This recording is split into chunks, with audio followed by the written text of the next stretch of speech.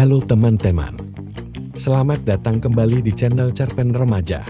Di konten kali ini, saya akan membahas cerita tentang horor yang berjudul Rumah Kosong yang Dihuni Puluhan Kuntilanak. Sebelum lanjut ke cerita, alangkah baiknya teman-teman subscribe dan like video ini, agar channel ini lebih berkembang lagi dan lebih semangat membuat konten-konten selanjutnya.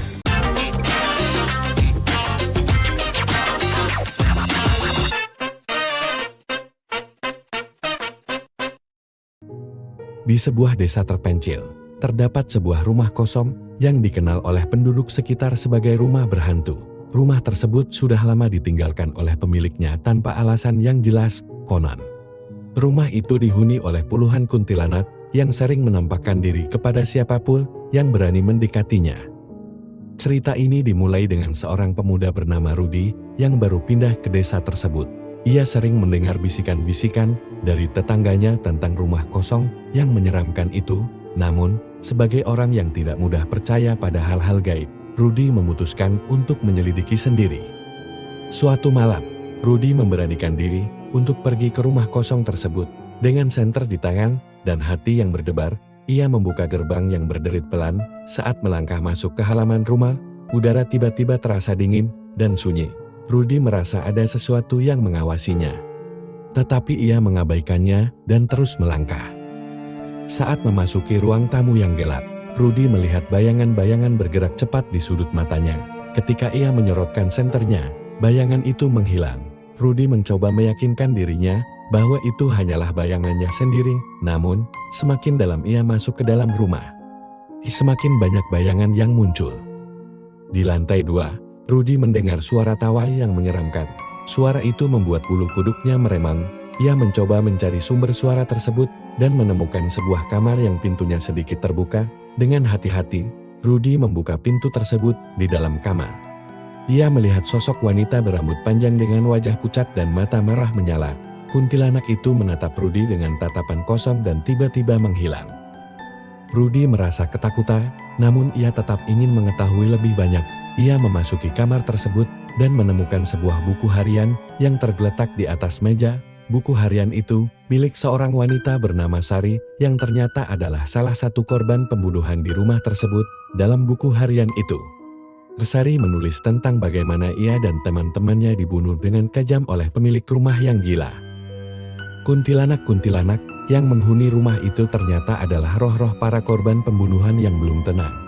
Mereka mencari keadilan dan berharap ada seseorang yang bisa membantu mengungkap kebenaran. Setelah membaca buku harian itu, Rudy bertekad untuk membantu roh-roh tersebut.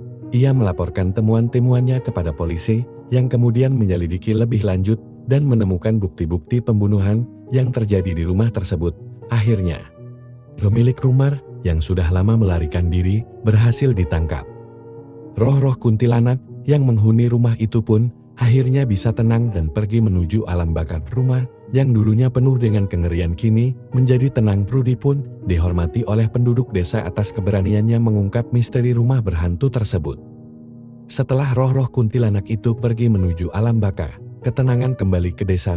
Rumah yang sebelumnya terkenal angker kini mulai dilirik oleh beberapa orang untuk direnovasi dan dihuni kembali. Rudy yang kini menjadi pahlawan di desa tersebut merasa lega karena berhasil membantu para roh dan mengembalikan kedamaian.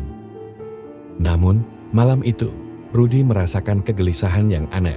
Meskipun rumah itu sudah tidak berhantu, ia masih sering terbayang-bayang dengan kejadian yang dialaminya. Dalam tidurnya, ia bermimpi berada di dalam rumah itu lagi.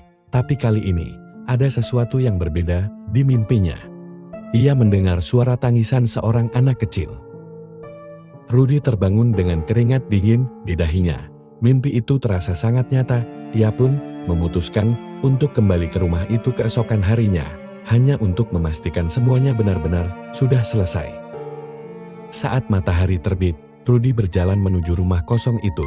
Ia merasakan ada yang mengikutinya. Tapi ketika ia menoleh, tidak ada siapa-siapa.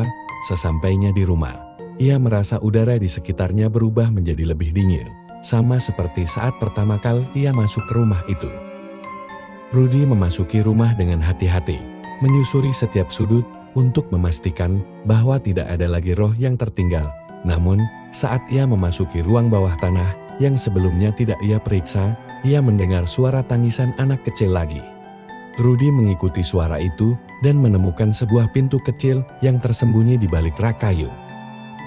Dengan susah payah, Rudy membuka pintu tersebut dan menemukan sebuah ruangan kecil yang gelap. Di dalam ruangan itu, ia melihat seorang anak kecil berjongkok.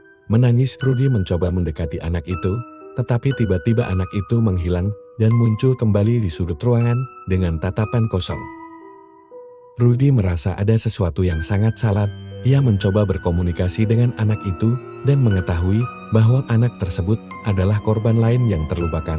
Anak itu menceritakan bahwa ia dikurung di ruang bawah tanah oleh pemilik rumah yang gila dan tidak ada yang tahu tentang keberadaannya. Rudy dengan penuh tekad mencari cara untuk membantu roh anak kecil itu. Dia kembali membaca buku harian Sari dan menemukan petunjuk tentang kejadian yang menimpa anak kecil tersebut dalam buku harian itu. Sari menyebutkan bahwa anak kecil itu adalah adik dari salah satu temannya yang juga menjadi korban. Dengan bantuan penduduk desa, Rudy melakukan upacara sederhana untuk menghormati roh anak kecil itu dan memberikannya ketenangan yang ia butuhkan. Setelah upacara tersebut, suara tangisan itu berhenti dan Rudy merasa lega.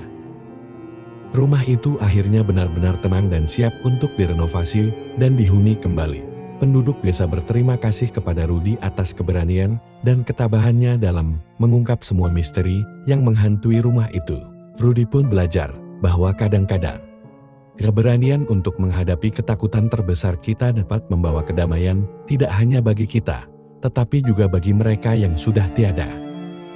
Setelah upacara penghormatan roh anak kecil itu, rumah tersebut benar-benar tenang.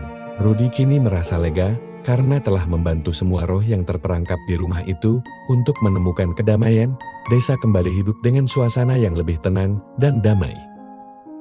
Beberapa minggu kemudian, seorang investor dari kota mendengar tentang rumah itu dan tertarik untuk membeli dan merenovasinya menjadi penginapan. Penduduk desa yang awalnya ragu-ragu akhirnya setuju karena mereka percaya bahwa rumah tersebut sudah bersih dari energi negatif. Rudy, yang kini dianggap sebagai pahlawan desa, diundang oleh investor tersebut untuk ikut serta dalam proses renovasi sebagai konsultan. Rudy merasa ini adalah kesempatan bagus untuk memulai babak baru dalam hidupnya dengan semangat baru. Ia setuju dan mulai bekerja sama dengan tim renovasi. Renovasi berjalan lancar selama beberapa bulan dan rumah tersebut berubah dari bangunan tua yang menakutkan menjadi penginapan yang indah dan modern. Penduduk desa sangat antusias dengan perubahan ini dan banyak yang mulai berdatangan untuk melihat hasilnya. Pada malam pembukaan resmi penginapan, diadakan pesta besar untuk merayakannya. Semua penduduk desa diundang dan suasana sangat meriah. Rudy merasa bangga melihat bagaimana rumah itu kini menjadi simbol kebangkitan dan harapan bagi desa. Namun, ketika pesta sedang berlangsung, Rudy merasa ada sesuatu yang aneh. Di tengah keramaian, ia melihat seorang wanita tua yang berdiri di sudut dengan tatapan kosong. Wanita itu tidak terlihat seperti tamu biasa. Rudy merasa familiar dengan wajah wanita itu, tetapi ia tidak bisa mengingat dari mana. Rudy mendekati wanita tua itu dan mencoba berbicara dengannya. "Maaf, Nenek, apakah nenek tamu di sini?" tanyanya. Wanita itu menatap Rudy dengan mata yang penuh dengan kesedihan dan berkata, "Terima kasih telah membantu mereka semua, tapi ada satu yang masih belum tenang." Rudy terkejut mendengar kata-kata itu. "Siapa yang masih belum tenang?" tanyanya. Wanita itu hanya tersenyum tipis dan perlahan menghilang di kerumunan. Rudy merasa bingung dan penasaran. Ia menyadari bahwa mungkin masih ada satu roh yang belum mendapatkan kedamaian. Setelah pesta selesai, Rudy memutuskan untuk kembali menjelajahi rumah itu sekali lagi. Ia merasa bahwa wanita tua tadi memberikan petunjuk penting. Ia menyusuri setiap sudut rumah dengan hati-hati, mencoba mencari tanda-tanda keberadaan roh yang masih tertinggal. Ketika ia mencapai ruang bawah tanah, Rudy merasakan kembali hawa dingin yang familiar. Di sudut ruangan, ia menemukan sebuah kotak tua yang tersembunyi di balik rak. Rudy membuka kotak tersebut dan menemukan beberapa surat dan foto-foto lama di antara surat-surat itu. Ada satu surat yang ditulis oleh pemilik rumah yang gila, yang menceritakan tentang penyesalannya atas semua yang telah ia lakukan. Surat itu juga menyebutkan tentang seorang wanita tua, yang merupakan ibu dari salah satu korban, yang terus menunggu anaknya kembali. Rudy menyadari bahwa wanita tua yang ia lihat di pesta adalah ibu dari salah satu korban yang masih menunggu kepastian tentang anaknya. Dengan surat itu di tangan, Rudy mengadakan upacara kecil di halaman rumah untuk menghormati roh wanita tua itu dan memohon agar ia bisa bersatu kembali dengan anaknya. Setelah upacara selesai, Rudy merasakan ketenangan yang luar biasa di sekelilingnya. Rumah itu kini benar-benar bersih dari energi negatif. Penginapan itu menjadi sangat populer dan desa pun semakin makmur. Rudy terus tinggal di desa itu, membantu menjaga dan merawat penginapan, serta terus mengingat pelajaran berharga tentang keberanian, ketekunan, dan kedamaian yang ia peroleh dari pengalaman tersebut. Kisah Rudy dan rumah berhantu di desa terpencil itu akhirnya mencapai akhir yang tenang dan penuh makna. Setelah upacara terakhir untuk menghormati roh wanita tua, rumah tersebut benar-benar bersih dari segala energi negatif. Penginapan yang dibangun dari rumah tua itu menjadi tempat yang populer, menarik banyak wisatawan yang tertarik dengan cerita dan sejarahnya. Dan demikianlah kisah tentang rumah berhantu yang dihuni puluhan kuntilanak berakhir dengan kedamaian dan kebahagiaan, meninggalkan jejak yang tak terlupakan dalam sejarah desa itu. Rudy, dengan segala keberanian dan ketulusannya, menjadi pahlawan sejati yang mengubah ketakutan menjadi harapan, dan kegelapan menjadi terang. Terima kasih telah menonton video ini. Saya sangat menghargai dukungan dan waktu yang telah Anda habiskan untuk menonton konten video saya. Dan jangan lupa untuk subscribe channel ini dan aktifkan lonceng notifikasinya agar tidak ketinggalan cerita-cerita menarik berikutnya.